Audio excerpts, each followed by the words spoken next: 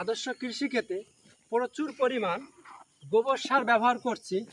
গোবর সারে জমির মান ঠিক রাখে এবং ফসল বৃদ্ধির হার অসংখ্য হারে বেড়ে থাকে। জমিতে মালচিং পেপার ব্যবহার করতে গেলে জমিতে বেসাল পদ্ধতিতে সমস্ত রাসায়নিক সার ব্যবহার করে নেওয়া ভালো।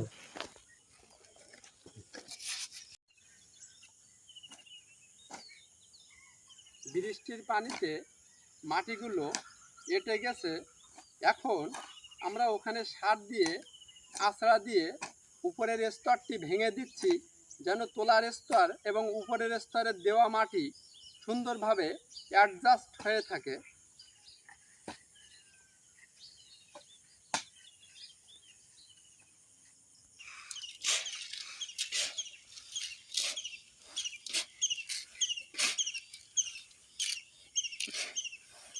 সারগুলো সুন্দর করে বিভিন্ন আইটেমের সার এগুলো সুন্দর করে আমরা মিক্সড করে নেব।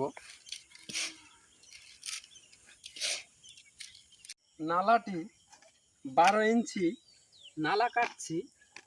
এই 12 ইঞ্চি নালা কাটার পরে বেডটি এমনভাবে তৈরি করব, মিডলে একটু উঁচু হবে আর সাইডে একটু নিচু হবে, যার কারণে বৃষ্টির পানিটা সুন্দরভাবে ঝরে যায়, গাছের গোড়ায় না জমে অথবা চারার গোড়ায় বা বেডের উপরে না জমে থাকে। এরপরে আসুন এই ভিতরে 12 ইঞ্চি নালায় আমরা পরবর্তীতে 9 ইঞ্চি নালা টানবো। টেনে 2 মালচিং পেপারের সাইডে দিয়ে যাব, যেন পেপারের পানিগুলি গড়িয়ে এসে মিডলে জমা হয়। তার কারণ সাইডে যদি জমা হয় তাহলে গাছের গোড়ায় পানির প্রভাব পড়বে। এজন্য আমরা মিডল থেকে 9 ইঞ্চি নালা কেটে আসব, পানিটি গড়িয়ে মিডল দিয়ে চলে আসবে।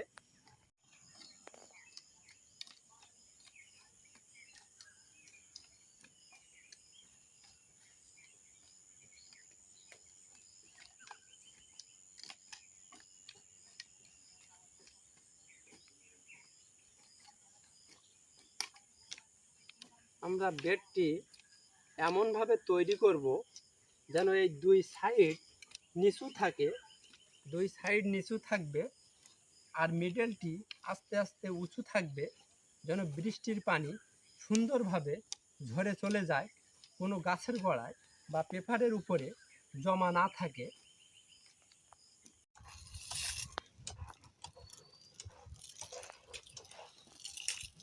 বেডটি সমান করার পরে এখানে বা পেপার দেওয়ার আগে এখানে সাইফারমেথিন গ্রুপের বিষ স্প্রে করতে হবে, যেন এখানে কোনো পিঁপড়া বা পোকা বসবাস না করতে পারে।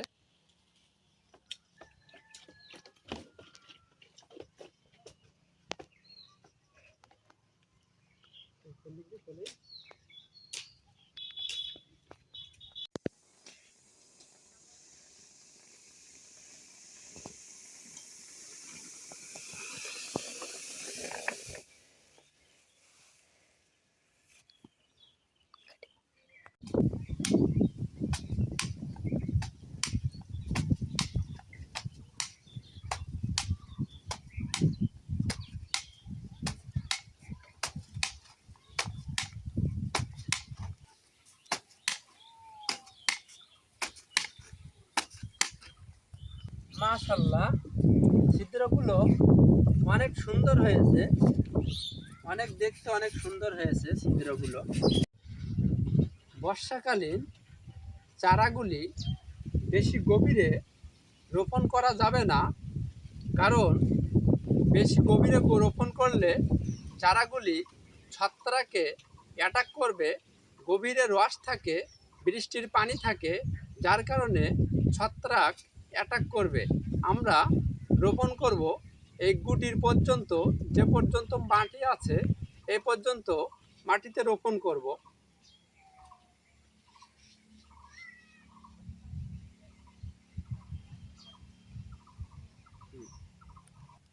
চারাগুলি আমরা বেশি গভীরে রোপণ করব না,